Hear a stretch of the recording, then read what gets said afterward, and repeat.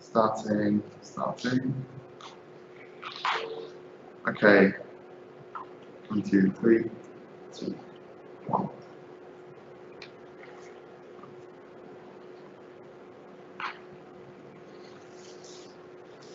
Hello, good afternoon, everyone. My name is Helen Zhang, and welcome to the Shivers 2021 degree show for computational arts at Goldsmiths.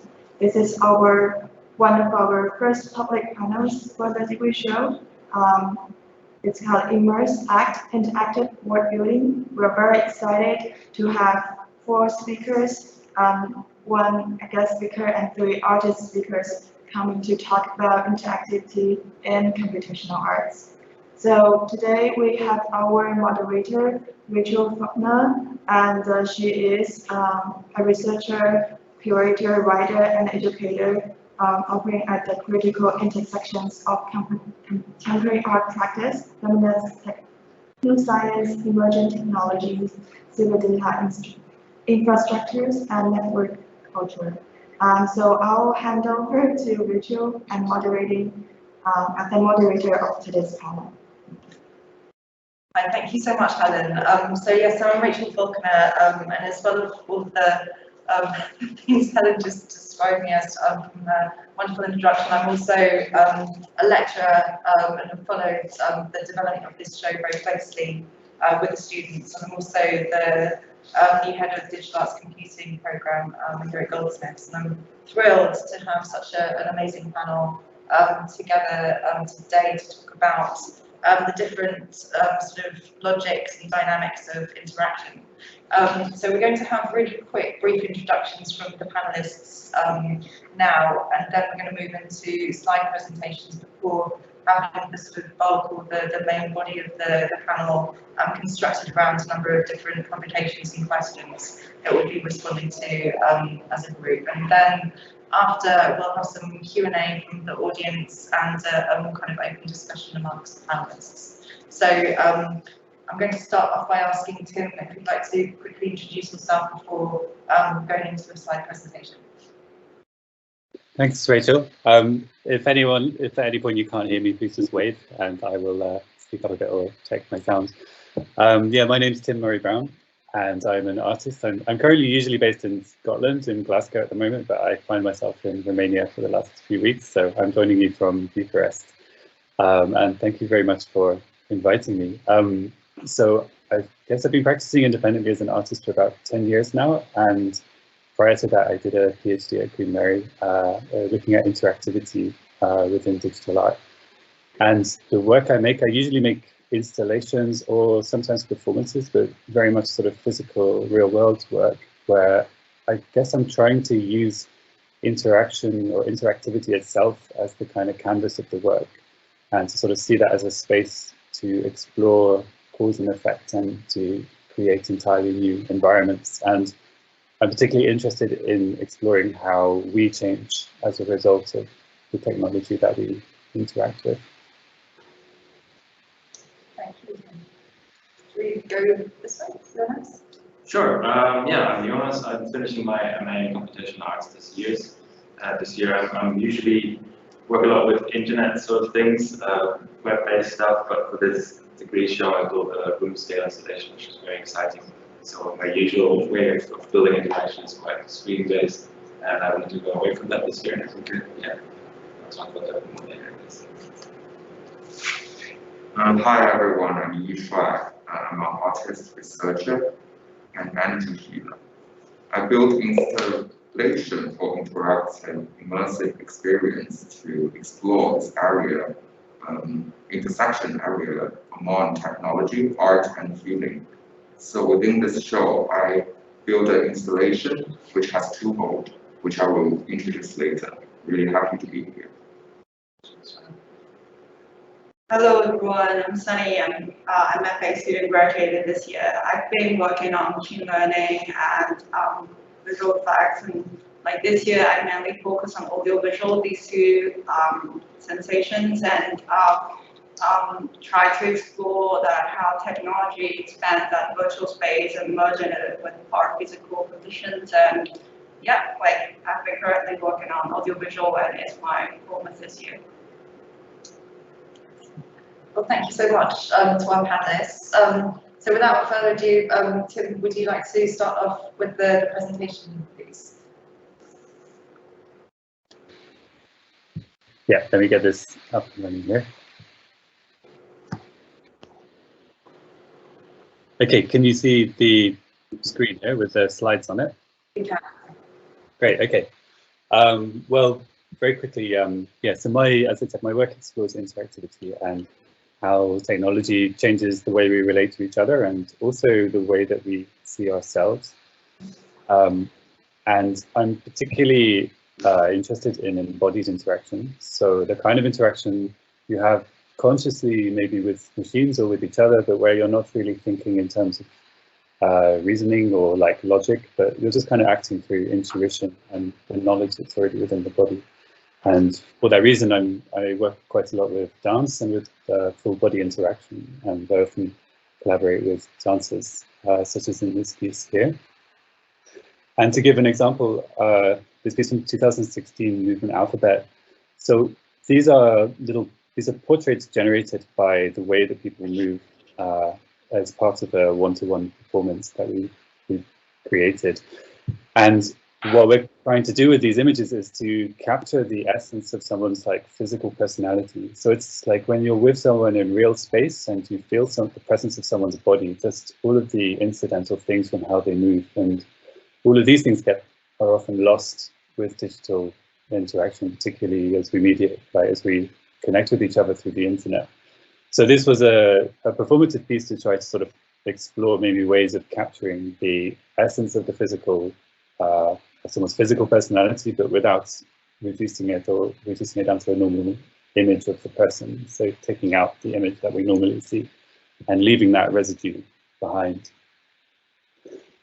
More recently, I've been kind of interested in the way technology changes the way we think, but particularly as to how that's sort of manifesting in a more political space, to do with like the polarization of ideas and online abuse, and just generally the way people seem to turn into assholes online, even though they might be very nice people in the real space. And I personally think that that's not really a reflection of humanity, but a reflection of the design of technology and how the technology emphasizes certain parts of who we are. So I've been creating works that kind of look for ways to either expose this or find alternatives to it. And the project I'm working on at the moment, and I'll show a quick video of this, is called Sonified Body. So this was kind of my lockdown project, I guess, and we did our first like public demo earlier in the year, and it's a project that's going on and will maybe have visual components. But it's called Sonified Body, and it's the sort of tagline, I guess, is to use AI to transform the way the body moves into sound. So it's kind of like a dance-controlled instrument. But what's the kind of the real research question for me, and the point of interest for me on this, is that we're trying to design the system to turn movement into sound, but without ever having to tell the system what is a good movement or what movement looks like. But instead using AI and deep learning, particularly unsupervised learning, to allow the machine to form its own impression of what movement is. And then it's that impression that the machine forms that we then sonify. So it's kind of an attempt to explore how to design technology without necessarily infusing our own values or our own preconceptions into the technology. And I will play a little 1-minute video here. This video should have sound. If it doesn't have sound, please interrupt me, but I think I've got the settings right.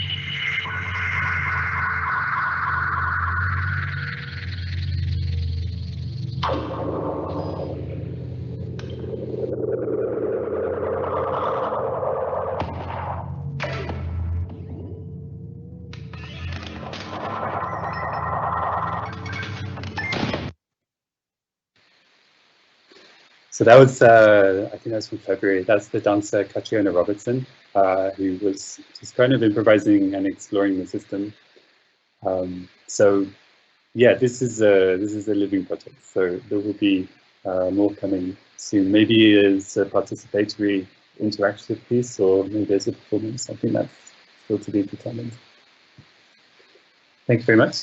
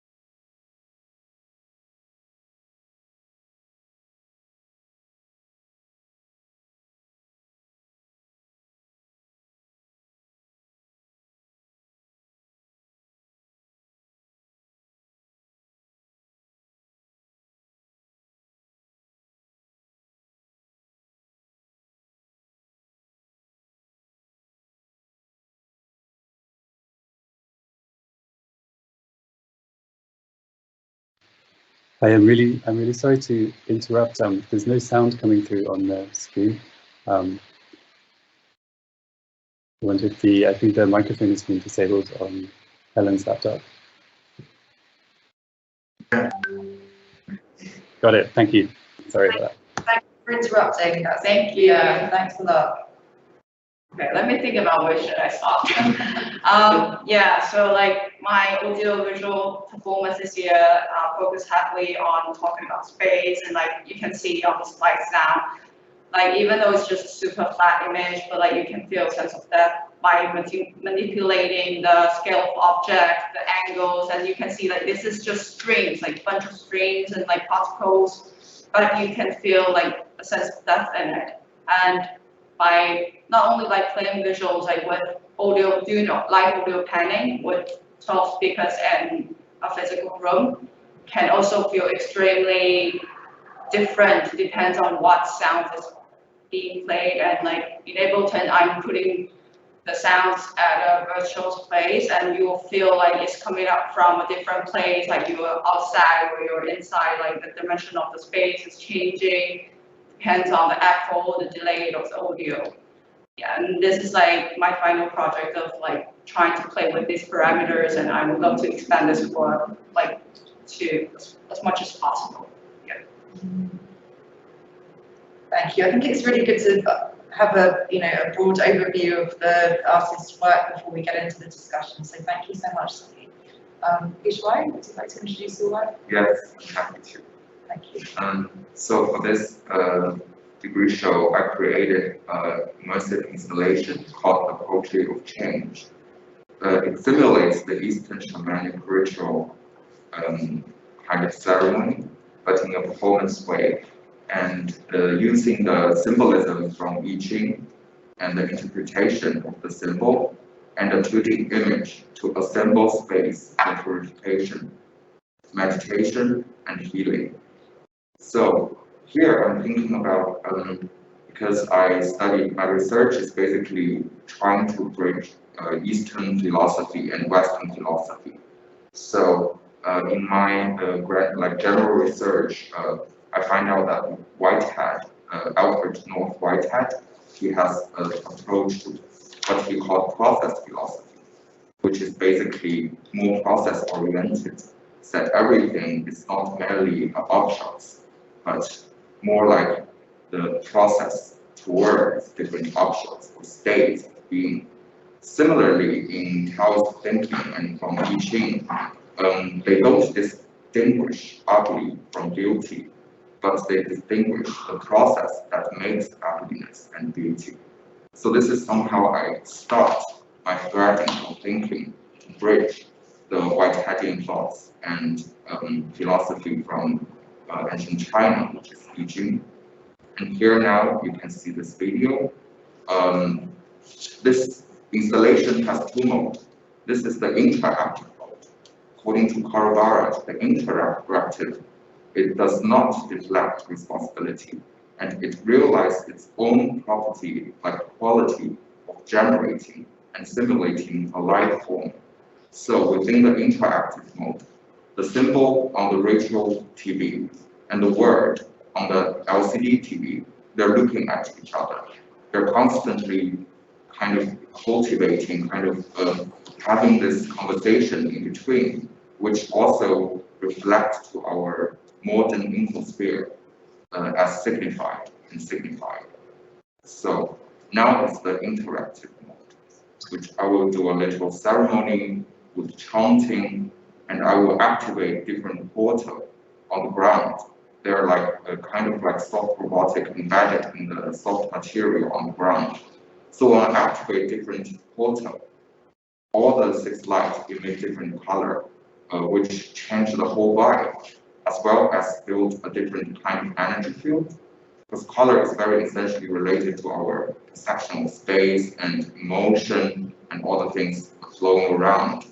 Not only that, every portal is interconnected with one bar in the hexagon, which is the bar on the TV. So they are reflecting like this interactivity between my performance and the machine, and the symbol change, the word change, and the 2D image change. There's 2 different moving images on the ground you can see. One is more colorful with all the particle. I call them particle image. They're moving, they're dancing with the algorithm dictated by the I Ching symbolism. But from I Ching, the idea is actually to use limited format of symbolism to convey, to express our infinite possibility of expression. So that's what I'm doing here. You can say that it's the outcome, it's the result of the conversation between the symbol, the signifier, and the word, the signified. So we're constantly in this flow of thoughts. In the modern society, like we receive too much information every day, and we kind of feel lost sometimes. We're overthinking, all the thoughts occupy our brain, occupy our behavior, and we seldom really retrieve to the inner space in our own body, in our own heart. So this ceremony is also want to awaken this idea of just being in the constant flow of change, keep on breathing, and gradually we ignore the change because they're changing so fast, everything changing, and then you retrieve back to the inner space, the emptiness, and that's when the healing starts to happen. That's when the quality of healing kind of step up, and then you feel things start to change, and maybe you then naturally flow with the color change. You feel more comfortable. You feel more, and you don't worry about anything. Things change, it's fine. I'm just changing with them. So that is the kind of the rough idea around this piece. And yeah, thank you. So next we'll have Jordan. Sure. Oh, this one. Very nice. Yeah, so my installation is called Talking to My Brother. And the name is Apan, obviously. That's how I designed it. And it's a conversation between a human and the brother MFC all-in-one printer scanner multifunction device. A classic office workhorse that's sort of changed into something that wouldn't be expected of it. The idea is the person sits down in a private area, which wasn't that much the case yesterday because there are a lot of people around. But the idea is a private area where you sit down, you draw or write a little message on a piece of paper, and then you feed that paper into the scanner part of the printer, and then the printer analyzes the message, and then you feed it into the paper feeder, and it prints a response message on the same piece of paper. So the idea behind it is kind of to break out of this system where the machine is an object that's being commanded by the human. You send it a print job and it does the job for you. It's like that. But instead, the printer is elevated to be an equal subject that has a dialogue or a conversation with you, because the idea is also that it's a cycle. So after you receive your response from the printer, you can write another message on the same paper and feed it back in and go as many times as you want, back and forth. And yeah, that would create a little dialogue and a little fun subversion of the expectation that you have of this very generic and maybe boring looking office device. And it's also, yeah, it's quite connected, so it's quite network based. So all the imagery that the printer uses to respond is all coming from the internet, so it's tapping into a huge wealth of images, and there's no real way to predict what it's going to respond with. Additionally, it also stores all the messages that you write to it, or like fragments of it, which is what you see on the slide, as memories, and then these memories can also be used to respond later to other people. So it connects people to each other through the printer as a node in a network, basically. So that's also the idea, to create an interface between people, not directly, but sort of indirectly through the printer, while the printer is also interfacing with the human. And the idea with that is also that it was important to me to have the interface only be the paper. There's no buttons that you press, there's no like screen that you look at, you don't have to click anything. It's literally just the piece of paper is the only interface. And yeah, that's the way the installation is structured. Thank you so much. I love the idea of this networked kind of recall that you're kind of posting there. That's really interesting. I'm going to look forward to playing with that later in the space. So thank you so much for your presentations, everybody. I think I'm going to start off by maybe drawing a couple of the artists into conversation around this idea of, I guess, performativity and process. And I think that Tim, particularly within your work, I think there was something that really struck me at the beginning of your brief introduction that you kind of cited. You know, we're looking at touching on this idea or conceptual framework of interactivity within this talk, and you kind of cited interactivity as a canvas. But I also sort of pick up on performativity in process as a kind of triangular configuration within your practice.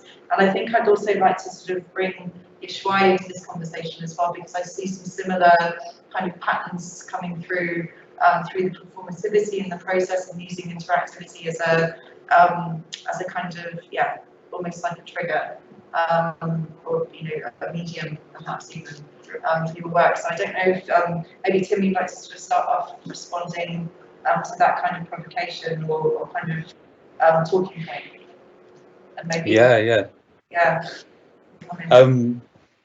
Yeah, I think I think with interactivity, you can kind of think of interactivity as making ourselves or making the human a part of a computational process in some sense. So when you think of interacting with a machine or with a computer, and I'm particularly interested in sort of how we think about that. Like, if we interact with a system, then we are imagining the process that the system is going through, and then we're kind of imagining ourselves as a part of that system, or taking what may have been quite physical intentions or emotional intentions, and then like translating them into the intentions that can be represented within our own understanding of the system. And yeah, so I think that maybe we may be dealing with like some kind of unintended consequences of this. Like, I mean, that's not like an original thing. I know there's a lot of research at the moment into sort of the way we're being shaped by computers, but I think it's helpful to really see interaction as being a process itself, or as being a kind of extension of a process that happens within the computer to start to envelop the physical world into that as well. In Yishuai's work, I was interested in the role of interaction, because am I right in thinking that the performativity aspect is the artist and the participant, but the process happens between these two humans? and that doesn't affect the computational system, but the computational system has its own process, which is then affecting the dynamic between the two humans. And I think that's quite interesting from what I was thinking about interaction, because it does actually allow the computer to be kind of involved in this kind of quite human experience, but without necessarily dominating the way that the humans are experiencing what's going on, but without the humans in the system having to like really get themselves into the machine and think through the machine's logic and language. Would you agree with that?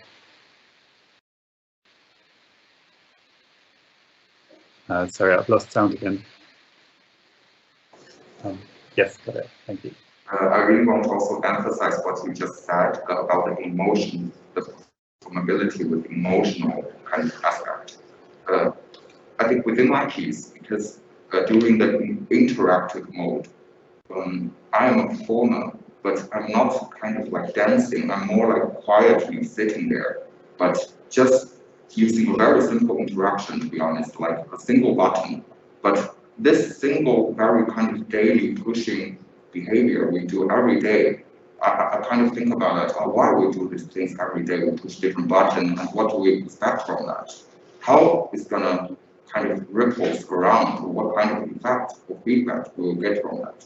So from this start point, I want to build this portal.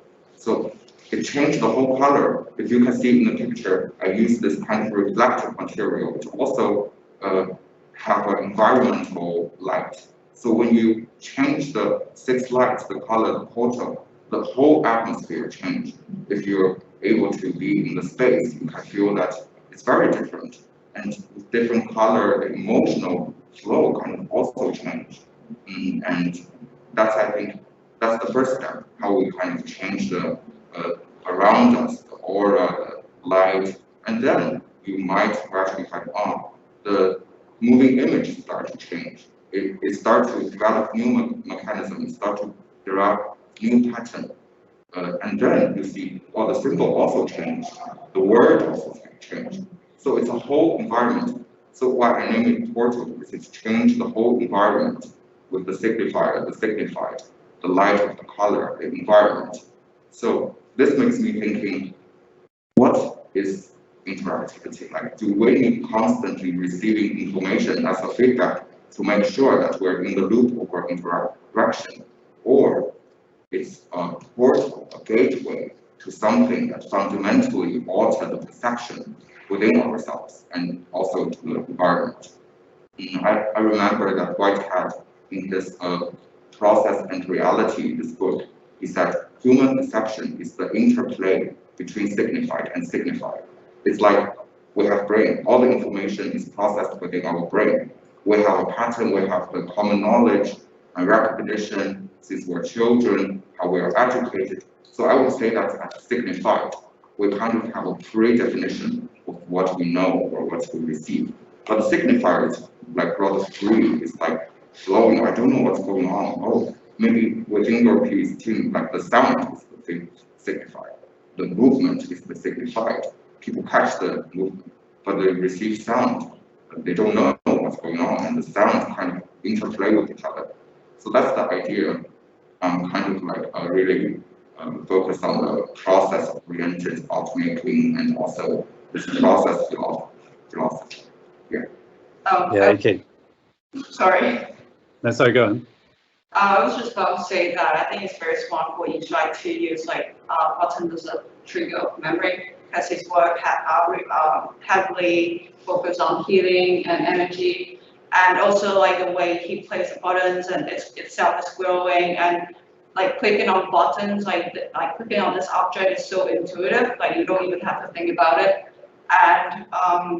and also like the placement of the buttons also looks like a symbol, and each is also about symbol and like emotions and like personal feelings towards it, and I think it's a very smart move. Thank you so much.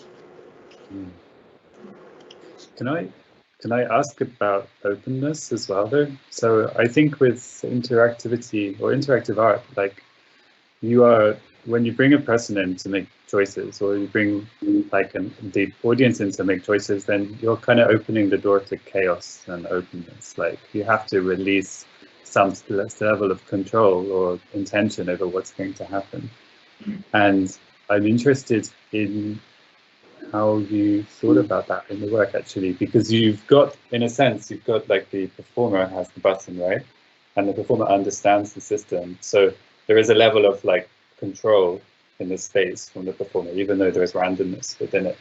But from the involvement of the participants, and you're kind of creating an experience for them, but does the participant shape how the actual event unfolds? Like what input do you take from them into the whole thing? Yes, actually, it's not only decided by me. I'm more like a mediator between the audience and the interactive installation. I will have some like speech or some little thing like, please have a token. I made 6 physical tokens, which is placed in front of the projection material, and I will ask the audience to give me 1 token, and each token represents one of the portal. So I'm kind of hand out the sequence, the order to activate different portal to the audience, so they can actually see, oh, this is what I chose and this is what happened, and I'm just being there, kind of transfer or transmit this information from the audience to the work. So the performability, for me, I don't think that maybe some chanting or some narratives I'm probably speaking, but also I think audience is also involved in a way. I think, yeah, I think it's really interesting when you have a kind of human as a mediator between like a participant and the system. And the portraits, the movement portraits I showed before in Movement Alphabet, like we started off that project thinking like, okay, we've got this system that it like looks at how people move, and then we're going to make these portraits. And what we realized is that as soon as you, I mean, we kind of knew this anyway, but as soon as you put someone in the middle of a room in an installation and you tell them to move in an authentic way, it's like the last thing they can do. So the piece ended up being very much about it's defining the kind of performative experience between 2 humans. And it's the performer who has, again, it's a 1-button interface that Jan had inside there. And she would just press the button when the movements were what we wanted to record on this piece here.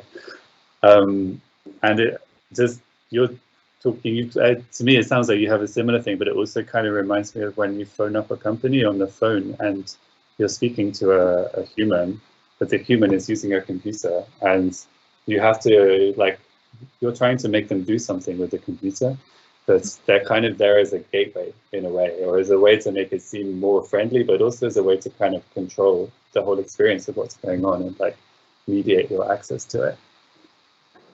I think there's a common kind of narrative or kind of connective tissue that's coming up here, and that is this reliance on systems, or the knowledge and kind of logics of systems awareness, both from the artist and the participants and the audience. I think both of your works kind of feed into, and it kind of then sort of begs this question, or leads us into this idea of agency and interface. And I think that's, you know, these 2 components that make up the logics and kind of language of interactivity are also really worth us dwelling on for, you know, for a minute. And I think maybe at this point it would be good to bring Jonas into the conversation around your sort of approach to interfaces. And Tim, I think that I'd be really interested to sort of hear more about this, you know, when you kind of like label this kind of idea of the system, and what that kind of, you know, what the kind of role of human agency might be within that. So maybe we could kind of segue into that kind of aspect of interactivity. Sure. I mean, I think what I found interesting, or why I chose to build the interface the way that I did, is that I guess the way that the interface is built really does affect the extent of the interaction. I think digital drawing, for instance, is quite different from physical drawing in the way what people produce, not just because of the limitations of technology, but also it's like the medium always carries, the medium of the interface always carries something into the creativity process, which is what I'm playing with there as well. It's people drawing or writing.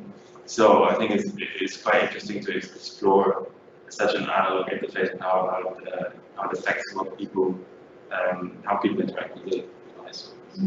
Piece. So, yeah. Do you see like paper and the output of the paper as interface and system? Yeah. Are they kind of connected? That's what I was just thinking about, because I also thought it's kind of a ritual in a way, because it's not just, I mean, I don't know if I would call the paper the interface, because what's the interface is actually the process of drawing and then scanning it, and then you wait a little bit. Actually, there's a lot of waiting because it's a kind of a slow device. So just wait for it to scan in and then have to put it in the slot and then wait for it to pull in and print on top of it. So I think maybe the interface is actually the whole ritual of going through these steps, based around the paper, I guess, as a carrier of the message. Yes, maybe carrier is a better word. I think we use that as well in the description. But yeah, I think I guess that somewhat aligns with your work as well. With the, as I see it as a bit of a ritual as an interface. And, yeah, something similar. So with your work as well, with like choreography as a kind of language or system that's playing off the AI system, there are all these kind of different systemic logics that are kind of at play within your practice as well, that kind of have almost like an assumed knowledge base or kind of assumed terms of engagement already from from somebody encountering it on face value, and in a way what you're doing is kind of pushing those boundaries of kind of assumed logics, which I find really interesting. Yeah, I think so. I have to say I think the print is really it's really nice what you've done with it, and it's because you've to me it's like there is this assumption of a certain type of agency that we have with the printer scanner, which is like it's just going to be this tool for us, and like the way you've done that is kind of turned it into more of this conversational piece, which brings that level of openness to it. And I've got this thing I wrote down, which has kind of been going through my head a lot in recent work, and it's very much in this current work on the screen now, is this difference between manipulation and resonance as ways of acting on the world or ways of interacting with the world. And the sort of the history of machines is very much about manipulating, like we manipulate materials or information or people, and in a sense what defines it as this manipulation is this real like vision or this intention of what the outcome is going to be. And I think with the printer, it's I'm so familiar with printers, like as a tool of manipulation, like manipulating paper or taking data in, and to turn it into a conversation, I think the conversational experience is actually really nice. With the turning choreography into sound, it's actually connected to me in that sense of resonance over manipulation, of like whether we can design interfaces where we don't necessarily know what we're doing with them, or we don't even need to actually have a kind of, it's like it's not explainable what's happening. We can like learn how to use this system and we can feel our way through it, but we can't then say to someone afterwards, oh well, this does this and that does that, because the kind of understanding we have is very embodied. And I think that is something that's more attuned to this kind of resonance or conversational feeling of interaction, where you're acting without necessarily having a clear vision of what the outcome is. But what's really interesting about your practice is that this kind of open-endedness and openness resides within parameters that are quite sort of clear, and then the kind of unexpected outcome is in a way kind of, I guess, accentuated because of those boundaries, because of the kind of, yeah, I think so. Conventions, yeah. I think I remember I was on a panel once, we were talking about randomness and chance in materials and stuff, and it was pointed out that the interactive work I make, I'm super anal about everything, about like having everything work absolutely as intended and to plan.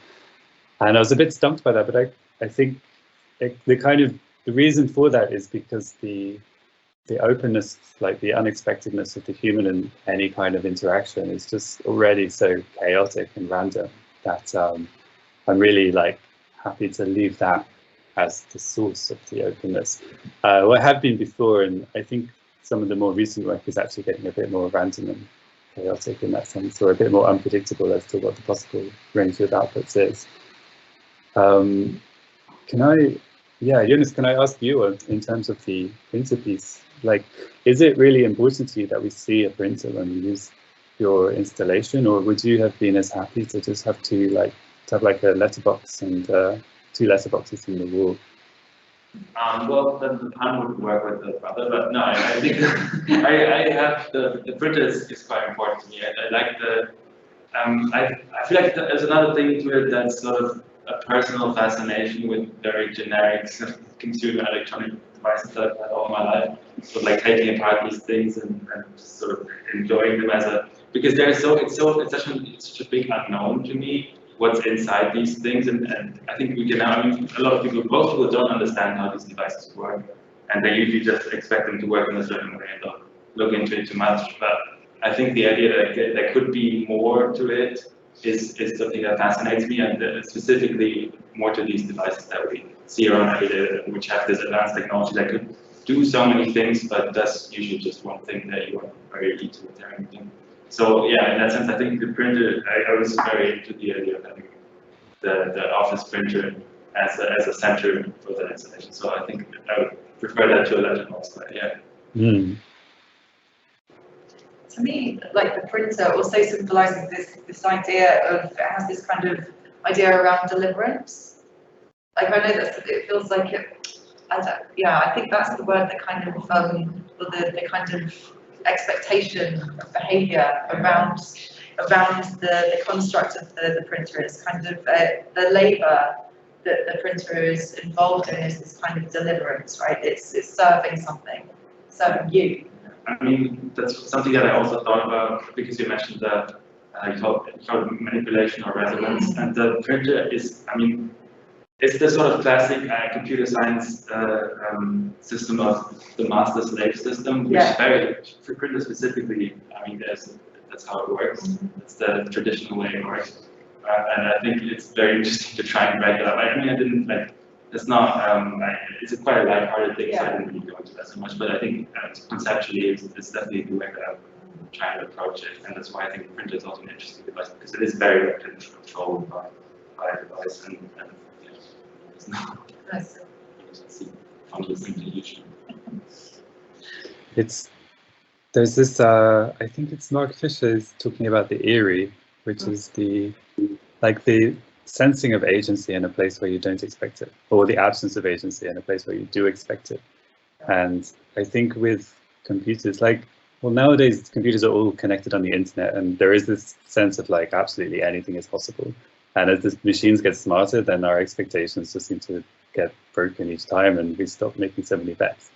But I think from the era before networking, when computers really were like this box of mysteries that you would have, and it still kind of lives on in these consumer devices where you start to sort of get a hunch of agency within the system. Like if you're using a calculator and it starts flashing words at you, then that's just really weird, and you still just do not expect that. And it's got that kind of eeriness to it. And I can imagine with the printer, it's the same kind of thing. It's like, it's because of that, like you're saying with deliverance, it's because of that expectation of like a complete absence of agency of this machine that it's able to kind of really like be a bit more spectacular, I would say, for me. That's super interesting.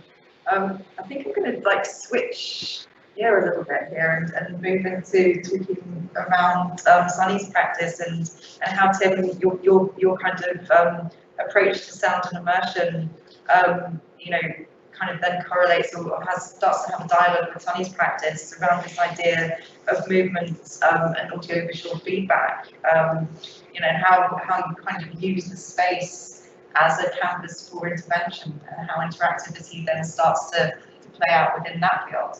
So I don't know if either of you like to start? From speaking to that. Yeah, actually, I think it's interesting that Tim just mentioned about the openness and like the chaotic part of like human interactions. Like sometimes you cannot, it's uncontrollable. Sometimes, like yesterday when I was doing performance, like it's a crowd. But like normally, I just I'm doing the test myself, like several classmates, and so like.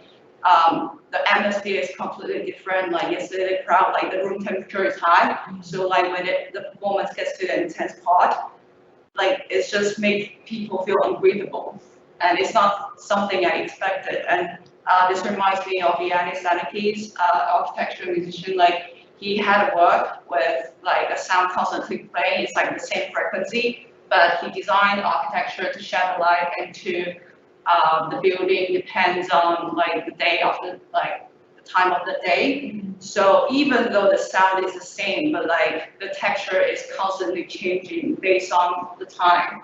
And I personally find it interesting that so I keep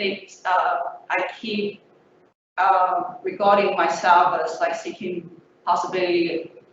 the possibility of the composability of space, and it's like making a construction, and you cannot control the physical condition, like the weather, the like human beings, I guess. And yeah, like this sort of like factors that you cannot influence. And I think that's interesting because like it's like layers of layers. Like you're using technology to try to influence people, but at the same time, like it's just layers of agency and like influencing each other, and I think it's very interesting.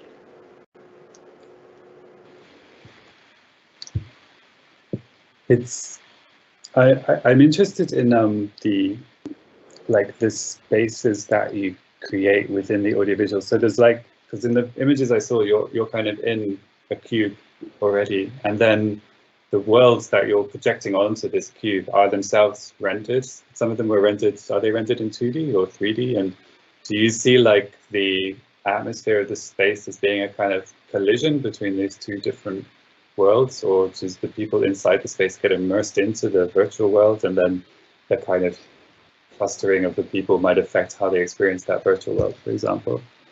Yeah, I think my idea like mainly come from my leisure activity. It's just like listening to music. Like music can give you that sense of space so strong that you can feel it as far as much as you can, and it can also be as close as you can.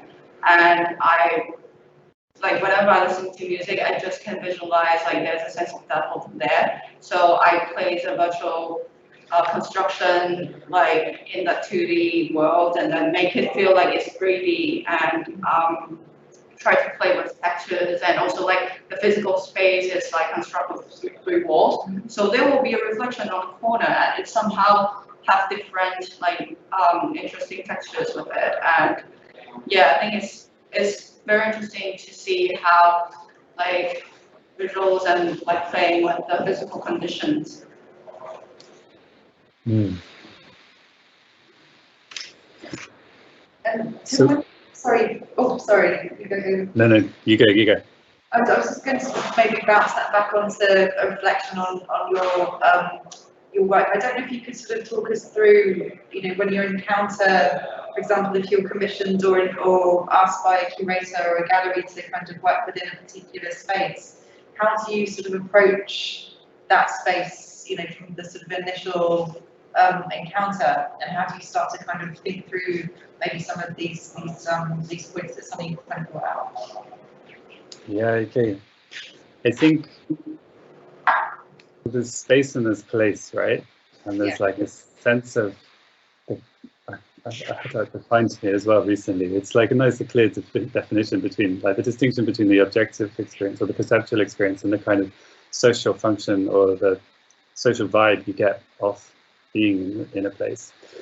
And I think the way I really like to respond to space, and I'm in no way like a professional dancer, but I've learned so much from going to movement classes and just trying to explore that part of my body and my mind or something, to be able to experience the space in a certain way. And I think for me, movement is very much key to how I engage with space, and like as you move through a space, you have such sensitivity to the boundaries around you, to the obstacles around you, and the way those obstacles move in line with you is really sort of what to me gives something of the feel of a space. And for that reason, like I think it's very connected to interactivity, because interactivity is also about doing action to sense. Like you do an action and you sense how it changes space around you, and you kind of learn where you are as a result of that. Yeah, I guess so. Thinking of Sunny's piece as well, it's like it's very different from how I work, because I think I'm by default very much in the mind of like the action of the person in the space must change everything, for example. Whereas I think in Sunny's piece, it's a bit more of the subtlety of the dialogue between like the place that these people find themselves in, or people in the space, combined with the realms of space that we're seeing, either the abstractions of the visualizations, or like as you were saying, like the way the light reflects in the corner and stuff, and how these all kind of work together. I don't know if that really answered the question, actually. But that was my thoughts on that. No, that's really, it's a really interesting sort of angle to come in on. I always like to ask artists, when they encounter a space, and particularly, somebody like yourself that has a kind of movement-based practice, is, spaces have a political charge to them. And I guess it's sort of like the idea of sovereignty and control, or self-control that the artist has over dictating perhaps ideas around movement of participants or themselves within that space are really interesting to think about when we're thinking through logics of interactivity and what that kind of power structure involves, because it's a responsibility as an artist to be in, I guess, in control of certain aspects of interactivity that we present. And I think that's consistent through all of the artworks that we've seen today. Is this kind of idea of gatekeeping, or kind of trying to sort of maybe introduce or nudge certain behavioural responses. I think it's just an interesting kind of tension to keep in the air. That's what I was kind of suggesting through that question.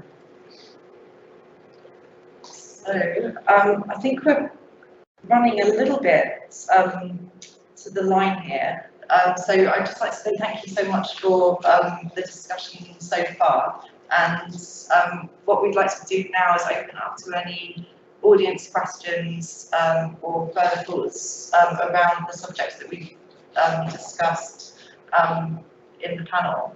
So either in the room here or online, if anybody would like to ask any of the panelists a question or express their sort of responses to any of the subjects that we've covered today.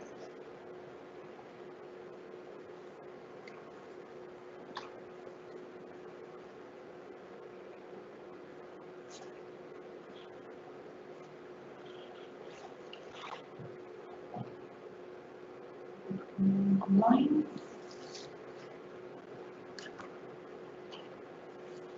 Nobody?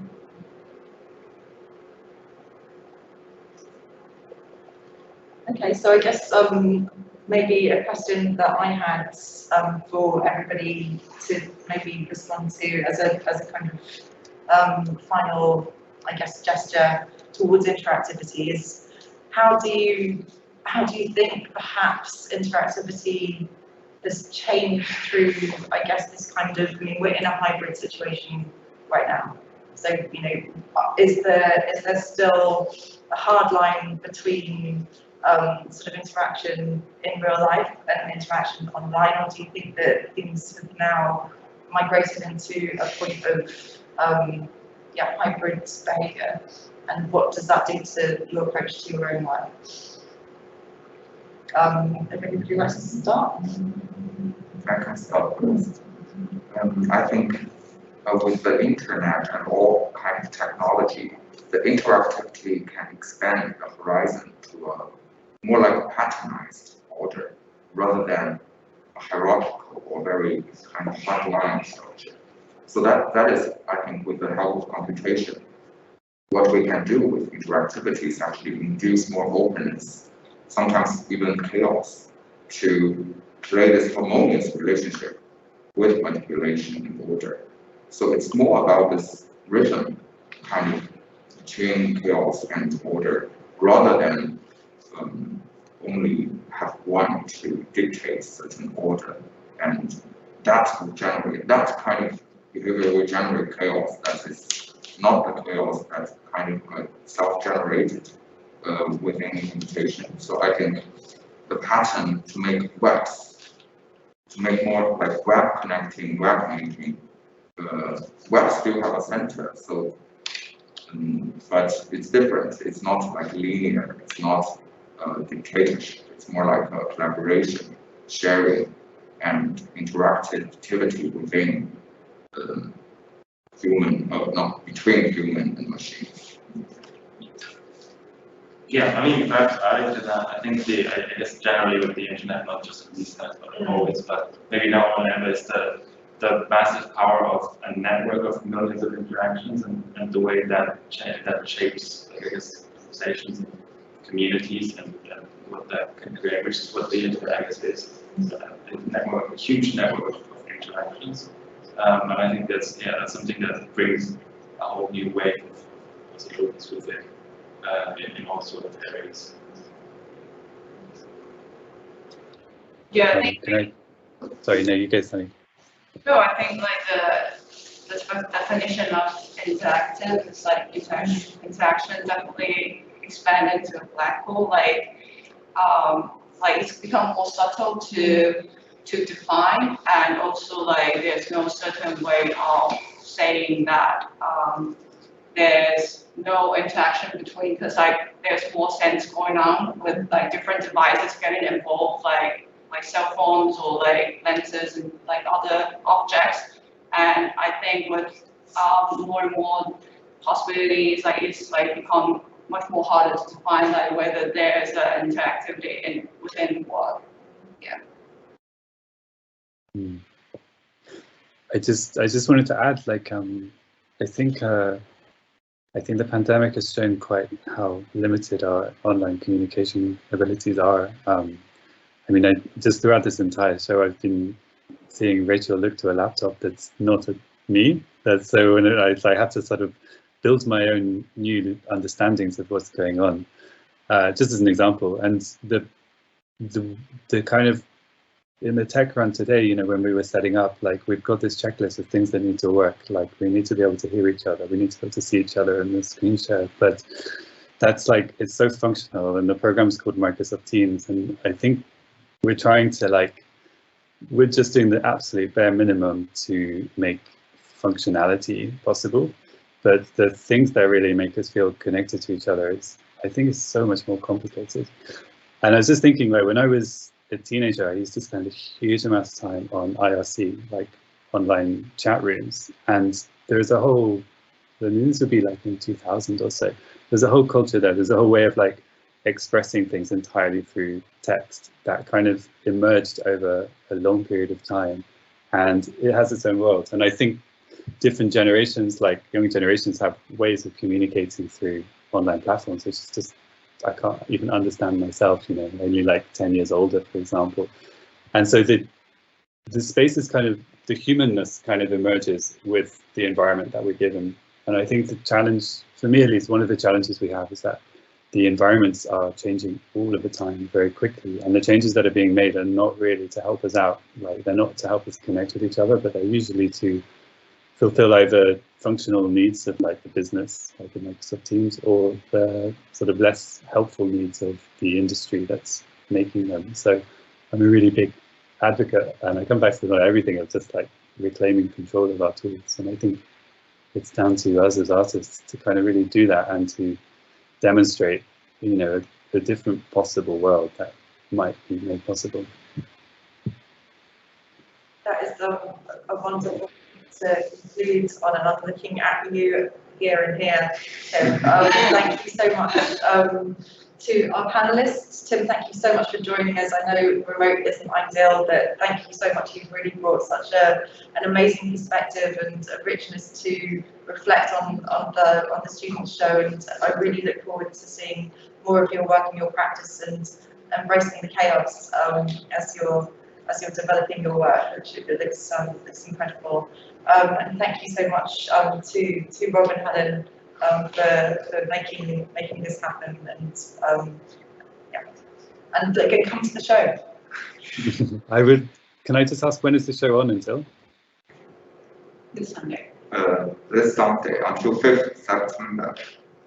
Okay, I sadly can't make it, but thank you so much for the online invitation anyway. And just in connection with what I just said, like, it's amazing to be able to be a part of the panel whilst in a different country, and I think that is something that, yeah, it just still blows my mind. But even though it's definitely not at the level we want it to be, it's still quite remarkable. And I feel very honoured to have been invited, even though I can't even be there in the space. So thank you. Thank you so much, and thank you everybody for joining us here and online as well.